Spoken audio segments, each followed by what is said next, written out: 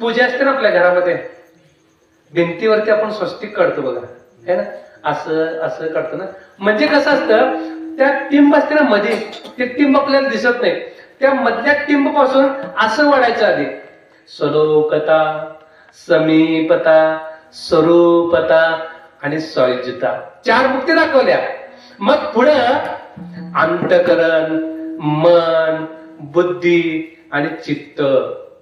अंतकरण, मन, बुद्धी आणि चित्त असे स्वस्तिक तयार होतं आतून. हे आपलं स्वस्तिक चाललेलं आहे. मग 4 टिंबा दाखवल्या, धर्म, अर्थ, काम आणि मोक्ष. 4 टिंबा दाखवल्या म्हणजे, आणि 5वी जी टिंब आहे महाराज, ती मध्ये आहे, ती आपल्याला दिसत नाही. ती मधली टिंब म्हणजे अंतरीचा अंतरात्मा. आणि ते स्वस्तिक खाली असतं आणि त्याच्या वर असते ते श्री असतं. श्री, श्री असतं ना. श्री म्हणजे कोण आहे? परब्रह्म.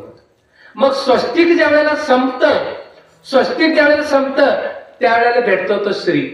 म्हणून स्वस्तिक आपलं स्व अस्तिक, स्व म्हणजे स्वतः अस्तित्व संपलं पाहिजे, मग आपल्याला परब्रह्माची भेट आहे.